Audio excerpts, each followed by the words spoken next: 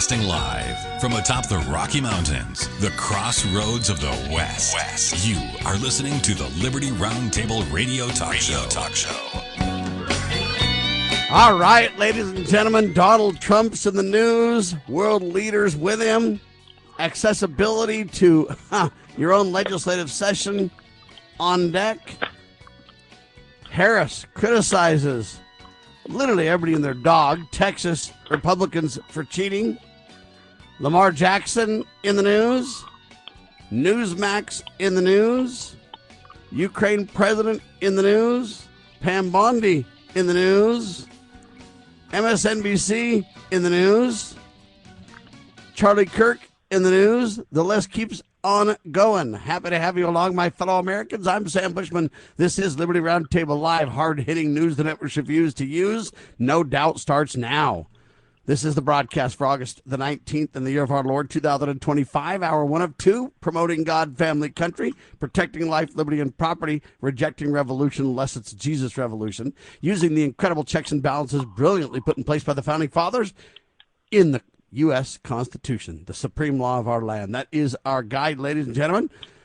I've got Mr. Steve Stockman. I'm just going to start calling him congressman, not former. How's that? Congressman. Even though he's not a congressman, he was elected twice, ladies and gentlemen, years apart. But he, took care of his family and did all the right things. And wow, I wonder what would happen if Steve Stockman provided the lead in Congress and how far we could get along with some of the Trump solutions at the table today. Steve, welcome back, sir.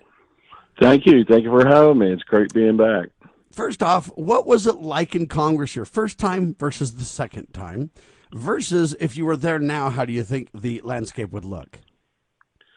Well, the first time, it was real interesting because I was a very young man and I had the ideals of Jimmy Stewart, where I thought you went there to debate and argue, and I found out there was a whole different undercurrents there and that I didn't know about. And so I learned quite a bit my first term. My second term. Hold on, before you get to the second term, what do you mean by undercurrents, though? Hostile, arm twisting, what kind of stuff? I started out, I was only there, the first time I was only there a couple of weeks, and I had the whole system in an uproar because I challenged Clinton. At that time, Clinton was the president. And I challenged Clinton. He wanted to give money to New York banks to bail out Mexico. And I thought that we need to put the American citizens first. So I stood up to the big banks and to Clinton, only to find out that my own party leadership was in bed with the Clinton administration and wanted to give money at the expense of the taxpayer to bankers who took high interest rates in order to risk the money. So we increased what's called moral hazard by not letting the banks lose the money, because then they repeated the behavior later in 2008 because we never punished them in 1996. So we ended up causing a problem by not addressing it early on. And for that, I got punished by my leadership for challenging it. I caused quite a bit of consternation, and ultimately exposed the Treasury Department, bailed out the banks in New York, but they used the money that they had in a secret slush fund from trading in currencies to bail them out. And that was something that, ironically, my efforts exposed the government trading in currencies and having a slush fund over there at the Treasury Department. So it was good and bad. I mean, in one way, we lost, but ultimately we won because we exposed two major things. One, the slush fund, and two, that we pointed out that had these banks been addressed early on, we wouldn't have had the 2008 crash. So in all, it's better to fight even if you lose sometimes, and in this case, I think that was demonstrated by the outcome. All right, it's kind of interesting you bring all that up because when did you serve the first time? 1994, I was elected and sworn in 1995. I was with the Gingrich Revolution. We had 6 Democrats for every 1 Republican in our district. we defeated an incumbent by the name of Jack Brooks, who was declared the meanest man in Congress. In fact, he threatened to kill me and throw me in jail because he oversaw the DOJ. And he was very corrupt, and he lost. He actually used a lot of foul language when he lost. And it was live on TV. That's how it got covered. And we just were real fervent in our efforts. We had 2,300 volunteers, and a lot of Christian people prayed to help me win. It wasn't something I did. It's more of a God thing more than my efforts. All right, there you have it. The reason that I bring all that up in such detail, ladies and gentlemen, is the headline says this: U.S. stock futures are lower. Yeah. Based on last week's gains due to increased expectations of a rate cut in September by the Fed. Anyway, then when they talk about Jerome Powell and his comments, he'll be at the annual Jackson Hole Economic Symposium, and he'll be talking about rate cuts. And anyway, a lot of people are saying we don't see cuts. Other people are saying Donald's going to force cuts, and time will tell. And now Alex Newman, our dear friend, interviewed Roger Stone, and Roger Stone says that Donald Trump is really seriously for shutting down the Federal Reserve. You want to comment on that, Steve? Because, man, we've come a long way, baby. Well, as our great President Jackson tried to do, he eliminated something similar to the Fed, and everything went okay. So I think if we shut down the Fed again, and what really would be wonderful, if Nixon took us off the gold standard, it would be wonderful if we went back to a standard that would strengthen the dollar. Everybody says it's impossible to do, but I think it's something that handled right could be done.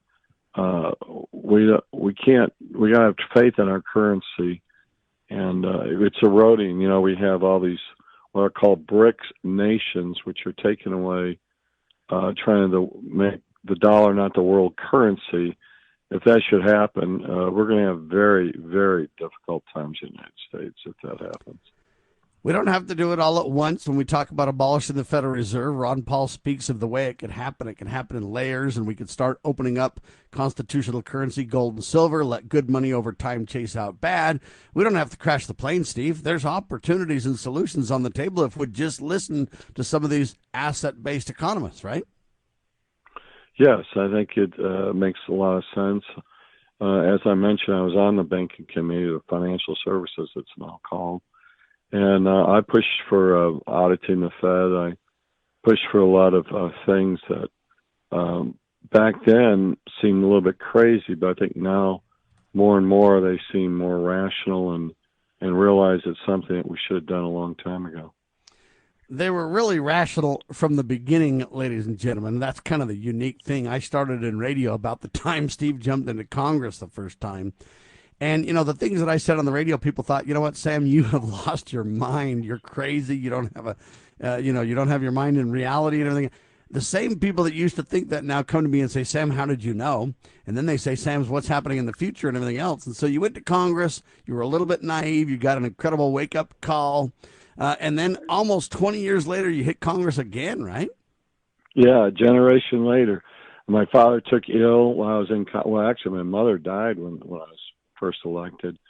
So I made a commitment to my father that had he taken ill, I would try to take care of him. He got dementia, and he was a World War II vet. And I was very honored to take care of him. And then once he passed and other things occurred, I decided to run again. By the way, I want to point out something on redistricting. My reelection in 1996 was a mid-year redistricting, and they made my district more Democratic. So I won in November, and then they had an election again in December, which there was rampant illegal voting. In fact, we had 120% turnout in one precinct. So we had a very patriotic precinct there where more people that voted than were registered, something that we saw again that we didn't address. Republicans ignored it. And then what happened to Trump was really amplified of what happened to me in the 96 election. Then 20 years later, I ran again. I was told I couldn't win. We had 11 opponents, and we vanquished all 11, including the dean of the Texas Senate and a multimillionaire. But that's because, again, we put our faith in God, and we had a wonderful set of volunteers, and we prevailed. And from that point on, I became a very large and target this time. They remembered what I did in the 90s, and they really came after me. All right, go ahead and skip the break. The second time got even more contentious as Steve got his sea legs under him and everything else and said, hey, man, we're taking on these clowns. We've got serious work to do. It was tremendous. One of the things Steve was involved in, and we're going to get to this redistricting here a little later in the program, so don't worry, we'll get to that. We'll drill in with Steve Stockman, former congressman. But I really want to talk about this a little bit, though, too. You really were focused on cryptocurrency way early in the game before everybody else was. Now it's all the rage, but man, you're one of the leaders on that, too. Yeah, in fact, they criticized me. They said I was part of a narco trafficking because I was in favor. I'm sorry, I stayed up late the other day. I lost my voice. But they said it was part of narco trafficking I was involved in because I was for cryptocurrency. And I did some white papers and some other things on it, which is really based on distributive accounting, which could really solve a lot of problems in our government. Cryptocurrency and the baseline for it can be used for good. It can also be used for bad, too. I gave a speech actually in Chicago in 2013 saying our government never must get a hold of their own cryptocurrency because, like in China, it can control what you eat, where you live, and have total control. But it can also be used for good to catch fraudsters and catch waste in government. And so I've always advocated that we use it for good and try to keep our government out of issuing their own cryptocurrency. And when go ahead. Sorry. No. Sorry. That would require really then what we do is we open up competing currencies and let the good currencies drive out the bad currencies. The best one for me is constitutional currency, gold and silver. We got to find our way back, though, in digital currencies held by private hands, still better than a dollar controlled by a cartel of bankers. That's not even really government anyway. That's kind of the problem we have is we're held hostage by the Federal Reserve. Trump's been speaking out about that. And on one hand, he wants to control the interest rates instead of letting, somebody else do whatever. I don't think anybody should control the interest rates. Leave that at the free market. But my point is we could let these, currencies and competing, hey, it can build confidence or not. The most confidence building currency would be honest money, gold and silver. But hey, if we're gonna have currency, why have this monopoly by these bankers? Why not bring it to the table and let anybody compete, right? Yeah, in fact, I spoke in New York at a conference at midnight. They were getting ready to trade for the first time in history cryptocurrencies on the floor. We were literally one block from Wall Street's building. And during that time, at this function, it was December 31st on 2013, we had this meeting, and people that were there were very young, very smart young people. Well, ironically, are all now very wealthy, but they were very young in their early 20s. And then we had really older bankers in the 50s and 60s. And I went up to the banker and I said, what are you doing here? And he said, this scares us to death. This means it could be the end of banking. And he said, we don't want to become the Cactus Records, which is a popular record store that went out of business because of electronic music, the digital music. He said, we don't want to become the Cactus Records of the banking industry. And ironically, it was the banks that pushed through regulations in New York on cryptocurrency and drove out all the innovation and all the cryptocurrency people now. And now only 30 people have licenses because a big government stepped in. And I introduced a bill saying this has got to stop. We got to have, it's a new technology, and we got to have the ability to develop it. And for that, I was really chastised, both by the public sector, but also privately by my colleagues. So it was pretty hard to be for crypto at that point. Now, everybody's into it and trying to make money off of it. In fact, they said that crypto is going to go up to $1 million a coin, which I didn't believe was going to go to 100,000, and now it's over 100,000. It's just amazing. All right, so let me throw this out. I know this is a little bit crystal ballish, Steve, but I think you've had a pretty good track record of of looking at the future and saying, hey, what is the landscape going to look like? You've been spot on from so many points of view. It's not even funny. You attacked Lois Lerner saying, hey, she's a clown and the IRS is criminal and look what she's done and let's prosecute her, to now Donald Trump wanting to end the IRS completely, which I 100% support. But I bring that up to say, what do you, one, think should happen when it comes to crypto and the Fed and the interest rate and all that? So what should happen? And then what do you think will happen going forward? Because I wish we had the ideal and it was going to be what you think it ought to be. But the real is it's probably going to be a little different than you and I might advocate for, right? Yeah, he and I'm referring to our Fed chair, he's intentionally kept it high because there's a little bit of retribution. Ironically, he was appointed by Trump. And yet, some of these judges that got appointed by Trump forget any kind of rationale, or even in this case, the Fed, who's now judge, but he still has a tremendous amount of clout. And he was doing it, I think, to punish Trump, to try to show his, quote, independence. But right now, I think we're probably going to have 2 to 3 interest cuts now because we have a problem with housing, and housing's a big part of our economy. And the reason housing's going up is because of high interest rates. So it's kind of like the patient. That's one reason is high interest illness. rates. The other reason, ladies and gentlemen, is we have too many illegals in America and there's not enough housing. Well, yeah, I don't know if anybody saw the picture of Los Angeles when Trump started going after, remember his crackdown on illegal aliens. He said, we're going to crack down, and so many illegal aliens in L.A. decide not to drive that the roads in L.A. were easy to drive. So for once, we got to experience what it was like to have freeways. I don't know if anybody saw that on X, that the difference is made. It's kind of like the thing that he's doing now in Washington, our capital, where people are saying, he's not really fighting. Excuse me, he's not really fighting crime, but in fact, he is fighting crime because the carjackings are down, robberies are down, muggings are down. So, I mean, all this thing where the press tells you one thing, you're not supposed to believe your eyes. And I think overall, what I'd like to see the Fed do is, like you said, we need to let free markets reign again and go back to a gold standard or silver standard, something to keep our dollar from collapsing, because it's potentially could happen. And there's a lot of people out there that don't like America, that want to see America fail. And if we could start to back our dollars again with constitutional currency, even if it happens slowly, if we could create a digital currency that was privately held and was backed by constitutional currency, gold and silver, we could stop BRICS in its tracks. But as long as we continue to cling to this fantasy that the dollar will always be hegemonous or the leader of the world, we're going to lose to BRICS and other upstarts that at first we dismiss as meaningless. But I'm telling you, they'll have legs, right?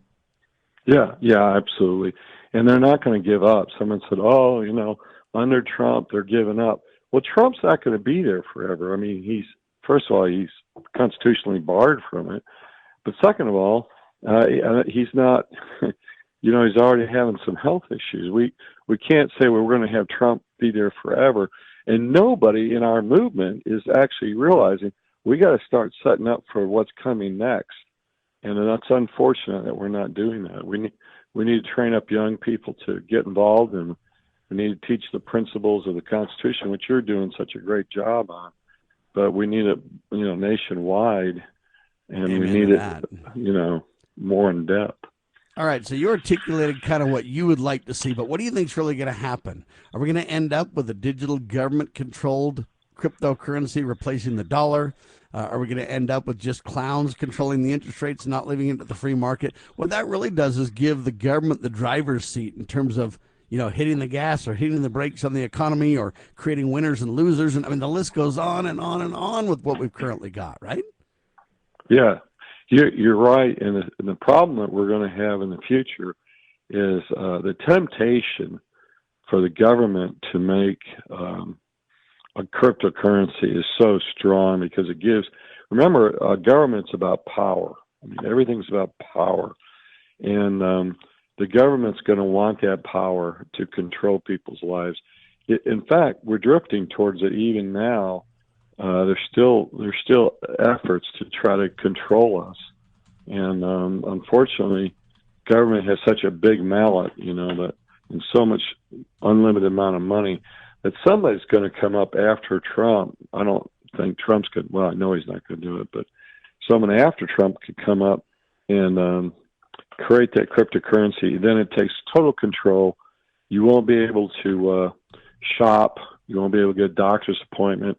You'll have people don't understand that in fact, I talked to a guy, actually, I think it was in New York, where I was speaking on cryptocurrency in 2013. The young man there, I said, can you make a number for every single person in the world? He goes, yeah, no problem. I said, do you know, can it control your spending and habits and everything? He said, of course. And I said, have you read the Bible? And he said, yes. I said, aren't you a little bit concerned about it? And his response was, if I don't do it, someone else will. So, and sadly, I don't like that statement, but I think that's a reality statement, isn't it? Yeah, I think so. Well, ironically, I kept his number and followed him.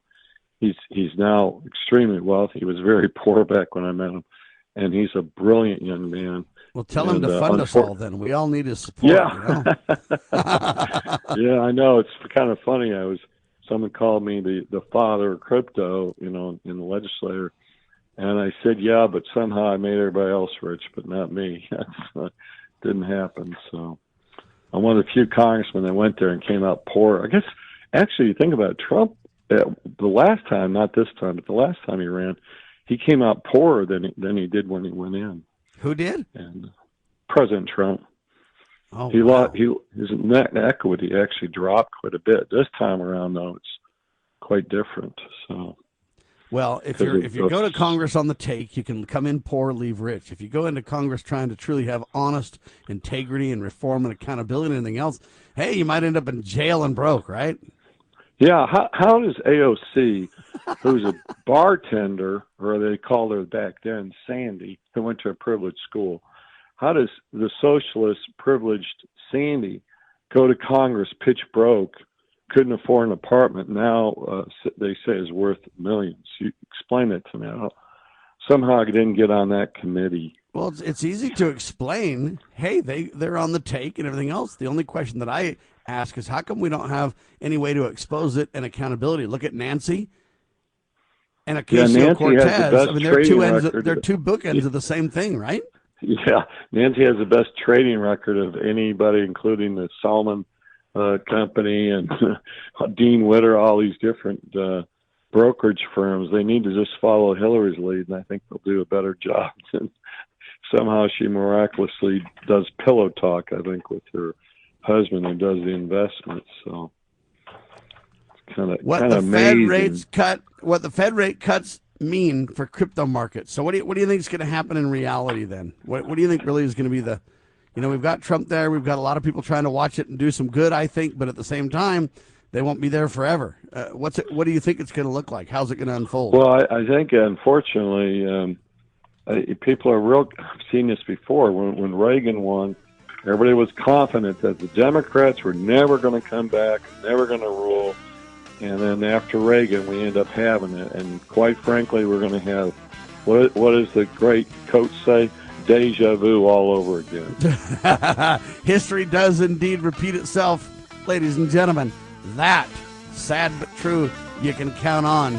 We the people need to wake up and get involved. We need to train up constitutional experts to stand in the gap and protect the sacred cause of liberty. But, I don't see anybody on the national stage for 28 that I would count on 100%. When we get back, we'll ask Steve Stockman, former congressman, about that. We'll also dig into the Texas Democrats came back. J.D. Pritzker of Illinois protected them for 2 weeks. Now will we have accountability? What will happen with the redistricting and more? We're going to talk about it all with Congressman Steve Stockman on your radio.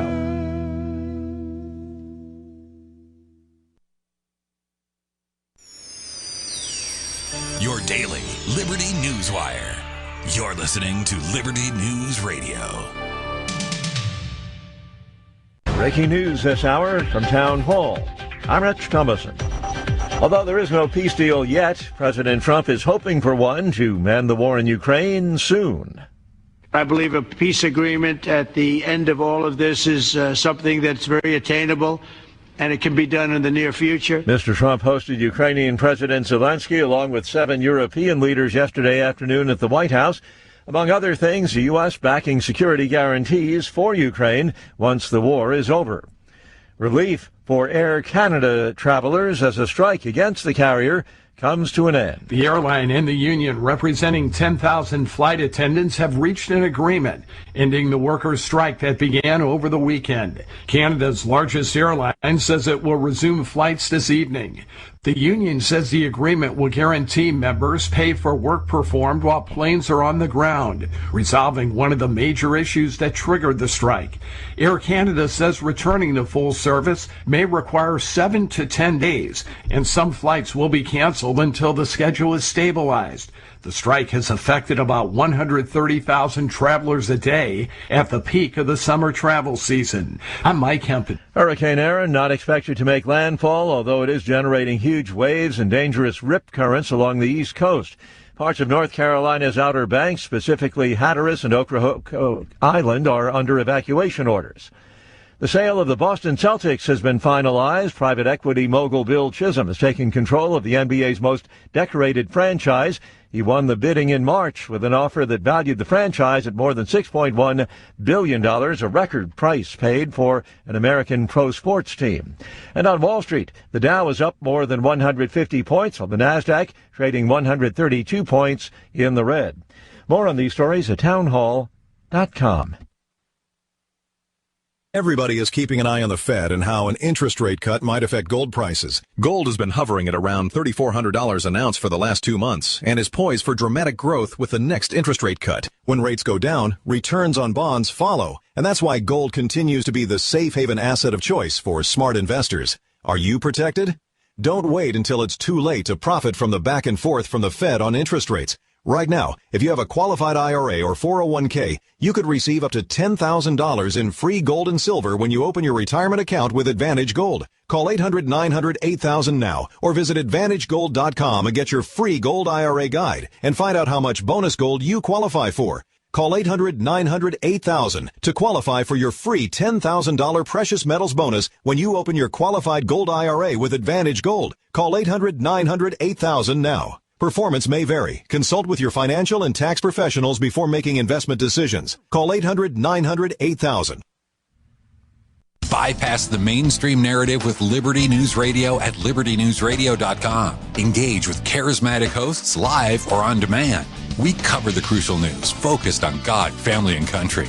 News that other networks simply refuse to use. Think of LNR's hard-hitting news and podcasts at your fingertips, anytime, anywhere. Join us at libertynewsradio.com. Empower your day with the truth, because the truth will set you free. libertynewsradio.com. Introducing Managed IT Services from NPI. We offer top-notch data backup and recovery, email spam protection, and network security tailored to your needs and budget. With 20-plus years of experience in the medical field, our HIPAA-certified consultants know what it takes to protect sensitive information. Don't settle for less. Give us a call at 801-706-6980 and experience the difference with Managed IT Services. Remember, your IT support should be fast, efficient, and reliable.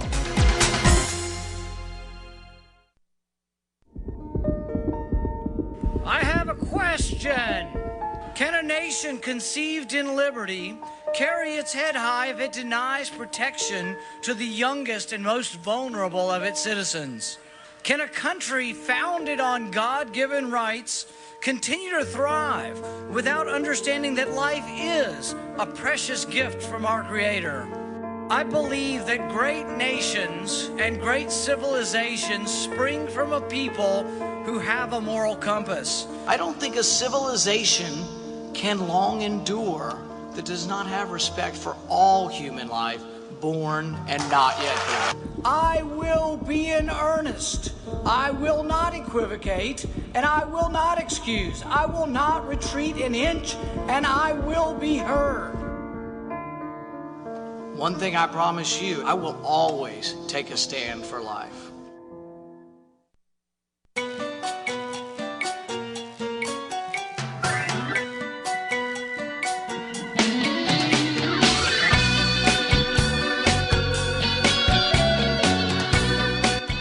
Broadcasting live from atop the Rocky Mountains, the crossroads of the West. You are listening to the Liberty Roundtable Radio Talk Show. The website, ladies and gentlemen, defendapatriot.com. Hashtag, it's time to fight back. You got to use the hashtag Steve Works for you, ladies and gentlemen. Steve Stockman, former Texas Congressman, served once, big break, served twice, big break. I'm gunning for the third time as the charm, ladies and gentlemen, for Steve. But first, we got to get him a pardon from President Donald J. Trump. How's that going, Steve? And we got to make another push for that, because it's one thing to get your sentence commuted or whatever, where you can come out and everything, but it's another thing to say, hey, we got to stop this witch hunt. And you were the tip of the spear on that. You were attacked before everybody else, and the same plan that brought you down, so to speak, almost brought down Donald. Yeah, I did. Donald has $3 billion, and we don't have that kind of money to fight the government. And they were successful against us. In fact, I think that's one of the impetus that Jack Smith saw, that he was successful against a congressman. He thought, well, why not a president? And I try to call Trump's lawyers and say, hey, this is what he's going to do. He's going to indict you. He's going to do this. He's going to do these different things that he did to me. And it happened. I mean, it was so weird because it was unfolding just as I predicted, because Jack Smith. It's like watching a train wreck in slow motion. Steve's like, I've been through this thing. And he uses Jack Smith uses the guy who's corrupt. I'm surprised more people don't know who he is, but he's a very corrupt prosecutor in the department. Well, the last time he wasn't in the Department of Justice, he just got appointed because everybody knew he's a hatchet man, and he doesn't change his MO. He did it to me. He did it to several other people. And he what he does is go. Like in my case, he went before 3 grand juries, and finally on the 4th grand jury, he got an indictment. He couldn't get indictments before that. He just kept going, and then didn't invite the people that were against his case before the grand juries until by the 4th one, he had enough people to make the grand jury believe it. But Trump and Pam Bondi and team should be able to clearly see 4 grand juries to take Stockman down. And Trump knows that he went after him and all the shenanigans that were pulled to do that. I mean, this is the cleanest case for Trump to assess and pardon that you can find, really, if you study the details, isn't it? Yeah, I mean, I don't have Kim Kardashian or anybody like that promoting me, but I have truth on my side. And Mork calling Kim. Mork calling Kim. Right? I mean, come on.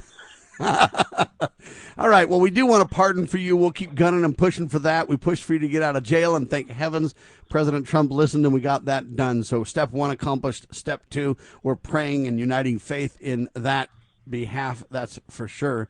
This Texas Democrat scenario, the Texas Democrats return to the state capitol after a 2-week standoff. The GOP redistricting plan, they claim that it's going to set up 5 new seats for the Republicans. But I want to be very clear about this. That's game playing in the news headlines. When you redistrict, you can say it favors one group or the other. Every plan favors somebody. But this idea that it's going to somehow result creating 5 new Republican congressional seats, it doesn't create seats. I know that's, they're just a little bit hyperbole here.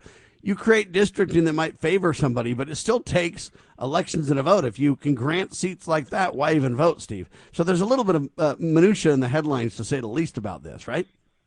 Yeah, what they don't tell you is 2 things. One, the Republicans are making a mistake because they're using Trump's numbers to draw these district lines, where historically you got record number of Hispanics.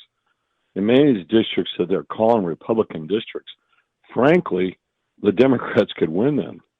And there's really a naivety when you use a number like that, because Trump in Texas got a lot of Hispanic votes. So they're drawing these district lines, some of them on the border, and I hope they're right that they're going to be Republican, but I don't think I would count that, actually. And they ought to be careful. So I don't know. I just have a different opinion of the way they're using the stats, a little bit Pollyannish in what they're doing. And I don't know if you're aware of this, but in order to get the Democrats to come back, Republicans agreed to make several districts more Democrat, and they did that. That's why they drew. And in my mind right now, here's what I don't understand.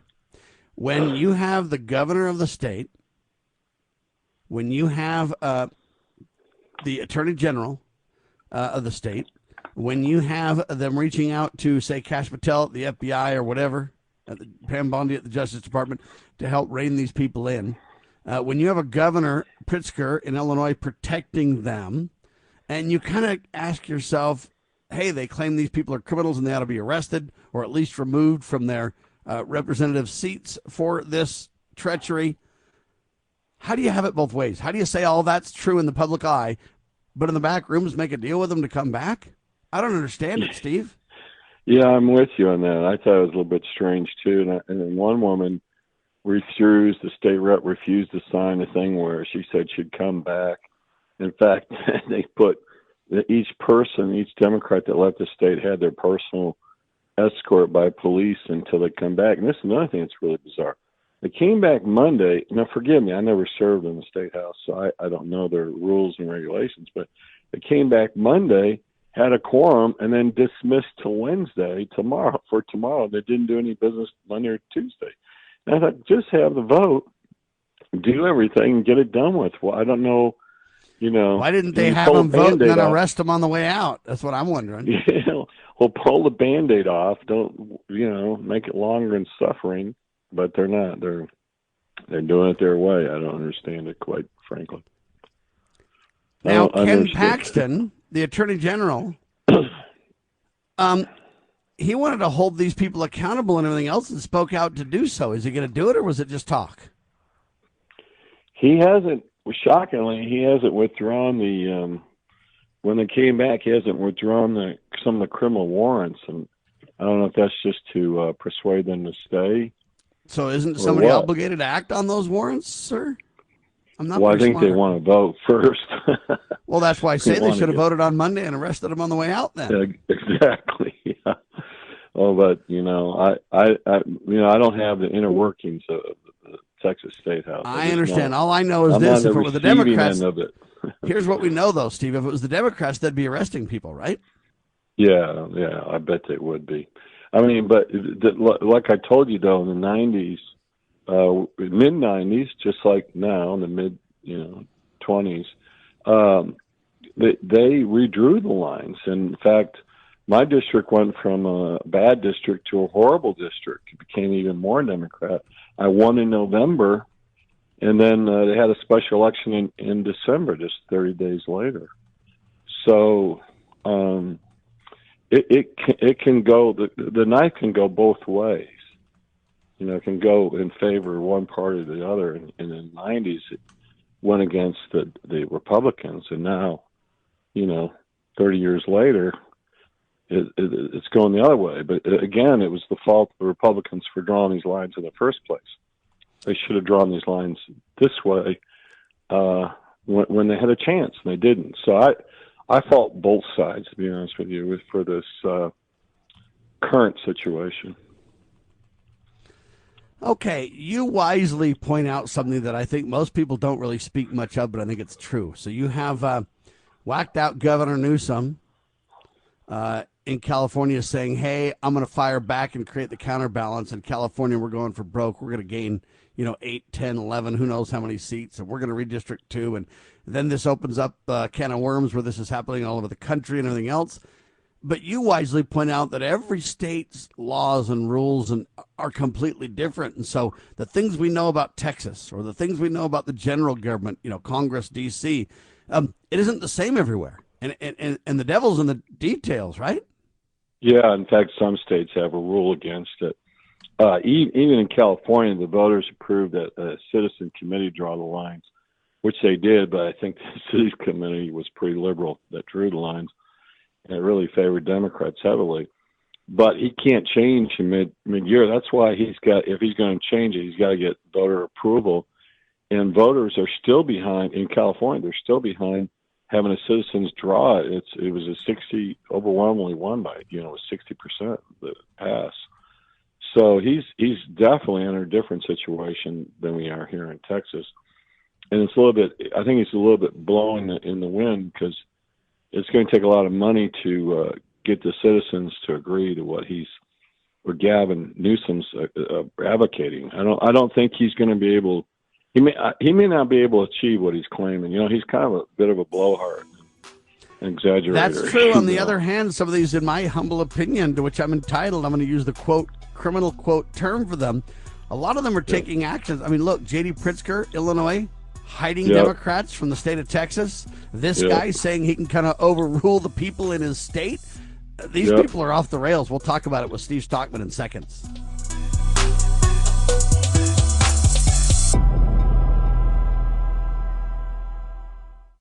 Introducing PrepStartsNow.com, your ultimate guide to readiness and peace of mind. We offer practical preparedness tools, training, and education to take your family's household readiness to the next level. Browse the prep shop for essential products, check out our planning guides, and stay informed with our prep blog. Visit PrepStartsNow.com and subscribe to our emails for exclusive offers, new products, and future events. Remember, preparedness begins with PrepStartsNow.com. Former Sheriff Richard Mack recounts in his book The Proper Role of Law Enforcement, how he came to realize while working as a beat cop how wrong the all-too-common orientation of police officers is when they think of their job as being to write tickets and arrest people. Richard Mack tells of his personal transformation from by-the-number cop to Constitution-conscious defender of citizen safety and freedoms. Learn what it really means to serve and protect. Purchase your copy at CSPOA.org. That's CSPOA.org.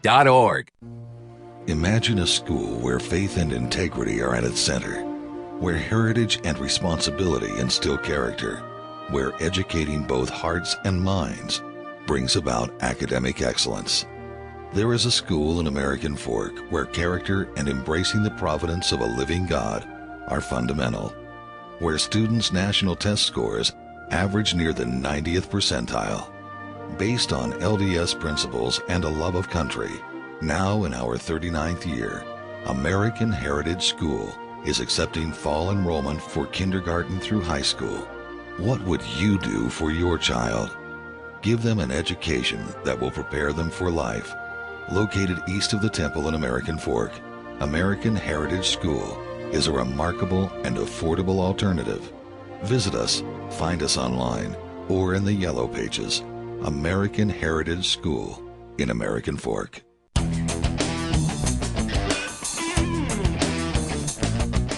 All right, so the Democrats returned to Texas on Monday. I don't know why they let them all go. They should have basically held the vote and arrested them on the way out, in my humble opinion. Either that or all the rhetoric from the governor and the attorney general, nothing but rhetoric, right? But they claim they derailed the first special session, and they plan to continue their fight against what they describe as a, quote, racist gerrymander. Steve? Well, it's kind of ironic because that's exactly why we were ordered to redraw districts, because they said the current districts were racist, and that's true. They are. They were drawn according to race, and that's exactly how we drew our districts, was to appease minorities. And it was the DOJ that said, "Hey, this is a racial gerrymandering," and mandated that Texans change the line, so it's not like they did it in a vacuum. And it's really kind of hilarious watching the media go crazy, and it's kind of enjoyable. But on the other hand, they've been doing it for so long, it's getting to the point of, you're not supposed to believe your eyes, you're supposed to believe what they tell you, and it's really wrong. They don't know enough about the news to broadcast the news. That's really kind of funny. They're in the news business, but they don't really follow the news at all. Or that's because they have an agenda to continue to claim that, hey, they're against the gerrymandering and the race implications and everything else. on one hand, they act like they're above all that as news reporters. But the fact is, since they don't pay attention to state law, since they don't know the intricacies of this, since they don't know the behind the scenes discussions and manipulations and things that are happening, what they should be doing is exposing those behind the scene things. What they should be doing is laying it down according to the law of a given state and or at the general level, whatever the case may be, instead of their game playing. And that's where the media has really been derelict in their duty this whole time, Steve, including right now. Yeah, I mean, it's a sad case, and that's why we need your radio show in every station in America, because you're broadcasting truth, and there's such a vacuum of truth that. But fortunately, I think you brought this up earlier. I wonder now that they're so embarrassed. NBC's so embarrassed by the partisanship, as you mentioned earlier, that they're dumping MSNBC. And in fact, a lot of people don't realize the MS and that original moniker was for Microsoft, and they're criticizing. X is owned by a tech tycoon, and I'm pretty sure Bill Gates falls into that division. But it was on MSNBC attacking Elon Musk for owning that news. So I thought that was so rich, and now they're, as you mentioned earlier, they're going to be changing their name, but I think they're going to probably have a similar format that they had before. Hopefully, it's going to be even more liberal than it ever was. They're going to graduate from Nancy Pelosi to AOC style, and they're going to back the New York. What's this clown going to be? I guess the governor or the mayor of New York City is going to be a flat out communist, and that's the direction they're going, sir. Make no mistake about that. Because the reason I say that is Kamala Harris is still in the news. Thank heavens she didn't put her hat in the ring for the governorship of California. But Kamala Harris is back, and she posted a video on X. And the video basically criticized Texas Republicans for what she called, quote, cheating in redistricting efforts during a meeting with young Latino leaders. So she's off speaking literally to a bunch of Latino leaders, and she's basically saying, hey, everybody cheated. Now, wait a minute. I thought when we said there was election fraud and everything else that, hey, there was nothing to it. We were just nutcases. Now they're all saying, hey, everybody's cheating. The Republicans are cheating. And Kamala made a fool of herself. Her comments were completely disjointed. I don't even know how to respond to this except for they're going for broke on this because it's the only game they have left. Yeah, and it cracks me up. They said, Republicans are election deniers, and yet you have a long slew of Democrats calling every election, every Republican was fraud. Every Bush, they call it fraud. Reagan was fraud. Every. But then when we say, hey, we got evidence here, we got videos. In fact, that 2,000 Mules is an excellent documentary documenting them stuffing the ballots. And they said, well, what happened to all the votes that Biden got? They just disappeared. It's because Biden didn't get that vote.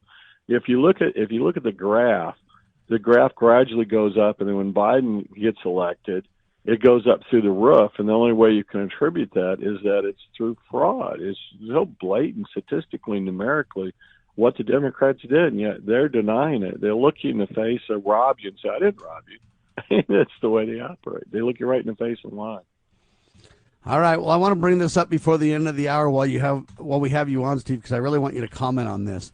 On one hand, we believe that the Democrats are on the ropes, that the Republicans are dominating, and Trump wants you to believe we're winning every day. And I mean, I get why if you're Trump, you want to promote that. I understand all that.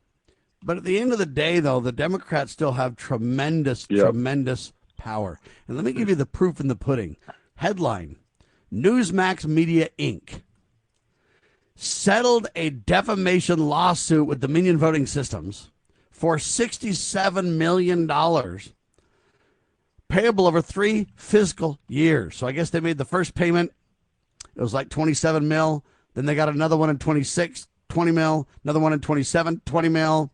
The settlement was reached on Monday, they say, regarding allegations of, quote, defamatory coverage of Dominion's role in the 2020 presidential election. Dominion originally sought $1.6 billion with a B, but these, they settled for $67 million with an M. Anyway, they've been at this battle since 21. The first payment, as I said, was already made. and 2 additional payments will be made.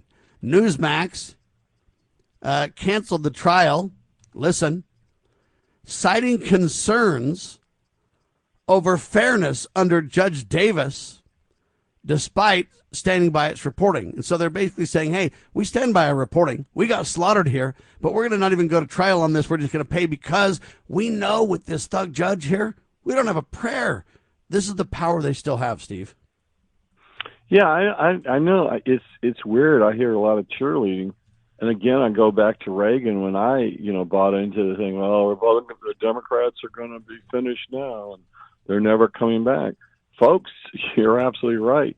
They are still have a lot of power, and unfortunately, there's a lot of horrible judges that were appointed radical judges. In fact, one judge, from what I understand, wasn't even a citizen 3 weeks before he was appointed judge. So why do you got to be a citizen? You don't need to be a citizen these days, Steve. Come on. I mean, it's insane. Things are happening that you couldn't even imagine that would even happen. And now it's like, it almost seems like we're out of step for even bringing it up. Yeah, I know. We live in upside down land where everything good is bad and everything bad is good.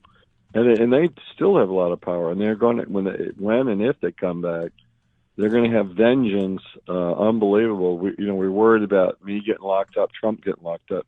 But I think next time it's going to be a lot of average citizens, pastors, and other people that get locked up. They're going to learn their lesson, say, we're never going to let them rise again. And you see this, by the way, in Canada. It's shocking. In England. Amen. You had a Catholic nun in England who was speaking out, and she got arrested by Islamist policemen and said that it was offensive what she was doing. It's insane. And the only buddy that I see speaking out boldly enough, Kash Patel, seems to be pretty quiet. I wish he'd speak up a lot more. Pam Bondi's not saying too much. Tulsi Gabbard, in my mind, is the one that's speaking up boldly, nobly, independently the most right now. A little surprising. Her move to the conservative viewpoint, whatever you want to call it, has been just stellar. And she's the one exposing people more than anybody else, it seems to me. Yeah, I got elected with her, and she reached out and said she wanted to work with Republicans, and I was like, yeah, right. So I was, frankly, it's really pretty skeptical of the whole thing. But now she's doing a great job, and I wish more people would do what she did. She fired over 100 people that were yes, sir, in her division. And she's the ones that released all those documents too, documenting the scandal regarding the Russia hoax and everything else. And she's the one taking the receipts to people to say prosecute, right? Yeah, and I think there need to be more firings at the FBI. They need to go back to their Facebook and other social media and look at where these FBI agents were posting, the kind of things they're posting. You had some really far-left agents. I don't know if you saw it, but they were marching the gay parade. And oh, yeah, they're insane. Yeah, and they need to get rid of those guys who are driven by ideology instead of the law. You got to be faithful to our country, not to some left-wing crazy ideology. And they hired a bunch of people without any kind of background in law enforcement. And they hired them for what they call a background check about their past lives and shenanigans and scandals and hidden closet that could come to haunt us from a national security point of view and everything else. So I digress. Steve, the third time's the charm. If they redistrict, are you going to run? I sure would like to, but we got to find out what the lines are. They just came out last night with 3 different maps. Again, I don't know. I mean, as they're working, I guess, with the Democrats that left, is nothing we can tell is going to be the same. So, I wouldn't. I would have just shoved the map down their throat if that's the game they're going to play by running and hiding behind J.D. Pritzker. I would. That's why we want Sam as our president. I don't need to be the president. Hopefully, I can just be in the media. Once you get elected to Congress, maybe I can broadcast live from your congressional office. How's that? That would be so much fun, and we could have a little party there. We'd have a blast. Ladies and gentlemen, we stand on a hope and a prayer for this great nation. We want to restore the republic and the traditions of our founding fathers. We want to be honorable to the servants of the past, dedicated to our God, our family, and our country. Steve, we pray the third time's the charm for you, brother. We'll talk soon. Thank you. God bless you. Amen. There you go. Steve Stockman, former congressman, doing a phenomenal job. DefendAPatriot.com is website. It's time to get in the fight, ladies and gentlemen. Hashtag Steve Works for you. I'm Sam Bushman, syndicated by the Loving Liberty Radio Network. Spread the word, share the love, and God save our republic.